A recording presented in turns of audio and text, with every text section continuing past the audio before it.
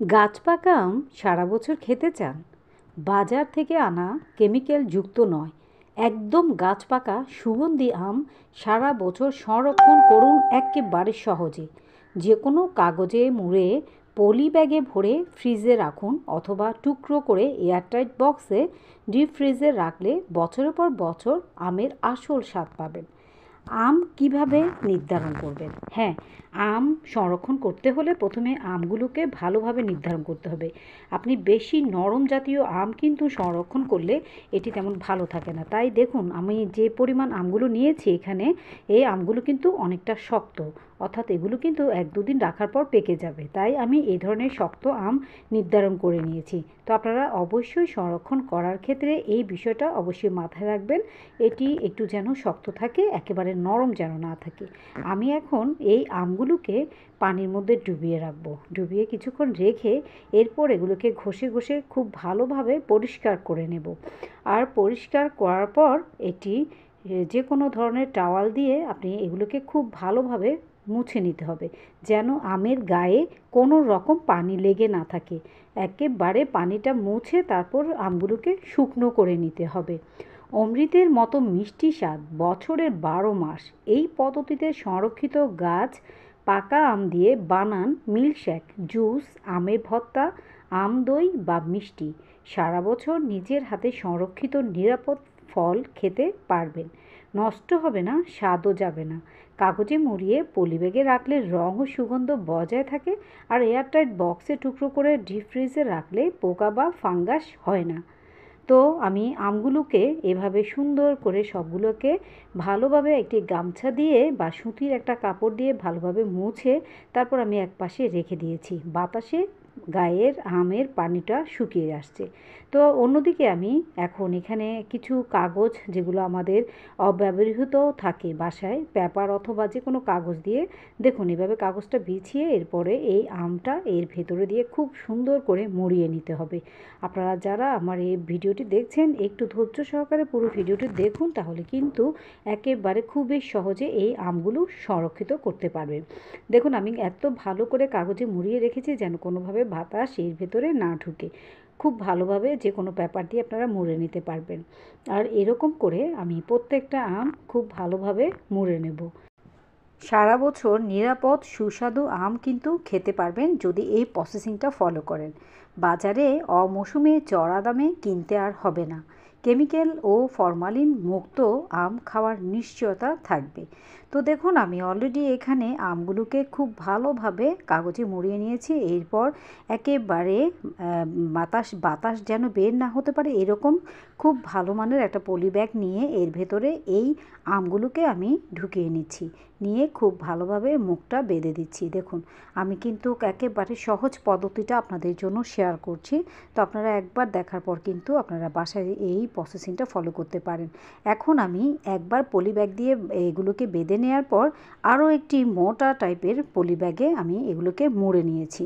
দেখুন এরপর আমি এখন একটি রশির সাহায্যে বা একটি সুতলির সাহায্যে এই চারপাশটা আমি একটু বেঁধে দিচ্ছি, যেন কোনো রকম কোনো বাতাস ঢুকে না যায়।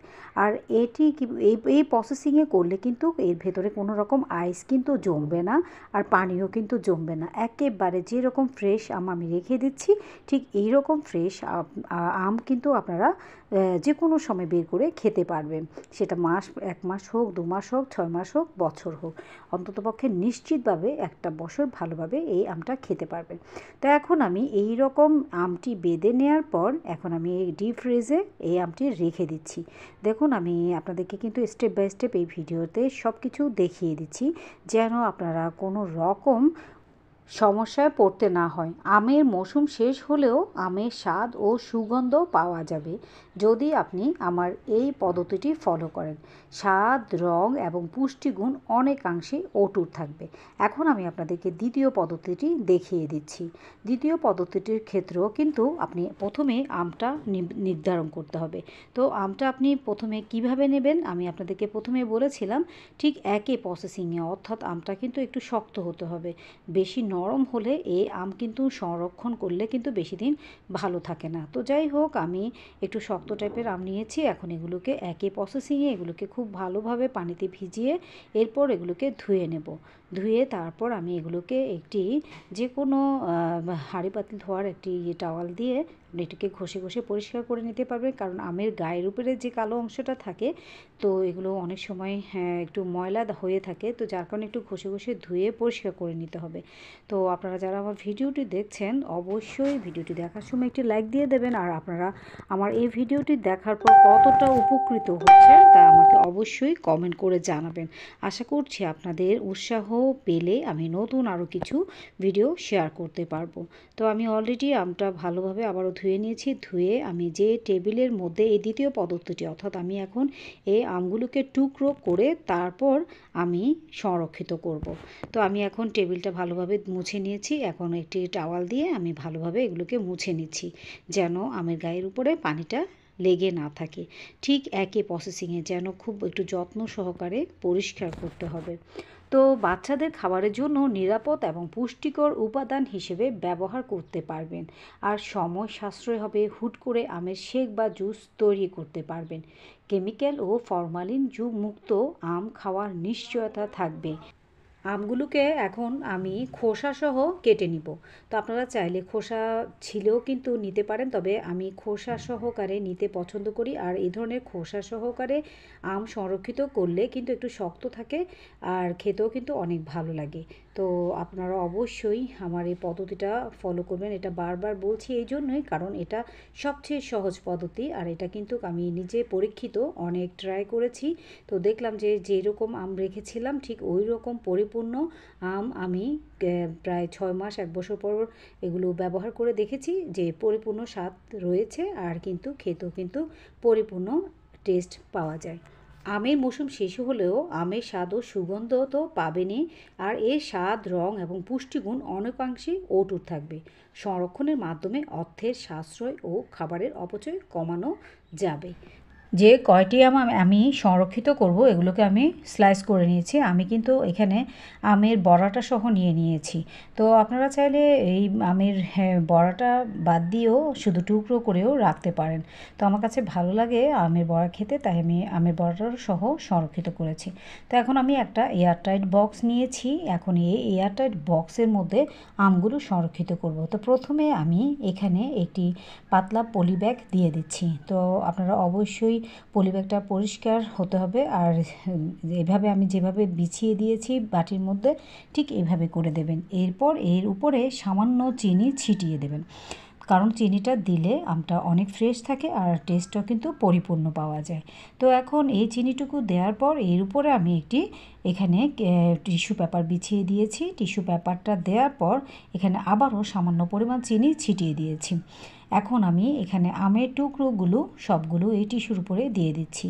আমি এখানে প্রথম অবস্থায় বেশি কিন্তু চিপাচিপি করে আমি এখানে আমগুলো রাখবো না, একটু হালকা পাতলা করে রাখবো। যে দেখুন আমি এখানে 4 থেকে 5 টুকরো আম রেখেছি। ঠিক আমি যেভাবে দিচ্ছি আপনারাও ঠিক একই প্রসেসিংটা ফলো করবেন। তো এখন এর উপরে আমি আবারও আরেকটি পলি ব্যাগ দিব, যেহেতু আমি এখানে দ্বিতীয় লেয়ারটা ব্যবহার করছি। প্রথম লেয়ারের উপরে আমি আবারও পলি ব্যাগ দিয়ে এখন আমি আবারও একটি পলি ব্যাগ দিয়েছি।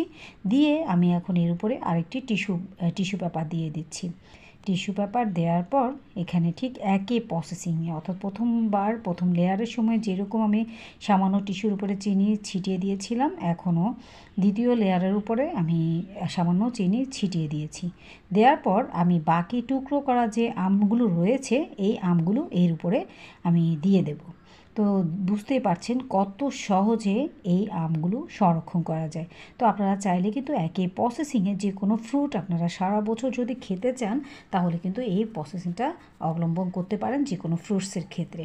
এখন আমি এই এয়ারটাইটের ঢাকনাটা খুব ভালোভাবে লাগিয়ে দিচ্ছি। আপনারা অবশ্যই কিন্তু এয়ারটাইট বক্সটায় এমনভাবে নেবেন যেন কোনোভাবে বাতাস ভেতরে প্রবেশ করতে না পারে। তো আমি এখন এই বক্সটিকেই ডিপ ফ্রিজে রেখে দেব। তো এখন আমি ডিপ ফ্রিজের মধ্যে এই বক্সটা রেখে দিচ্ছি, আর এই বক্সটাকে আমি ঠিক যখন মন চাইবে ঠিক তখনই বের করে এই আমগুলোকে আমি ব্যবহার করতে পারবো।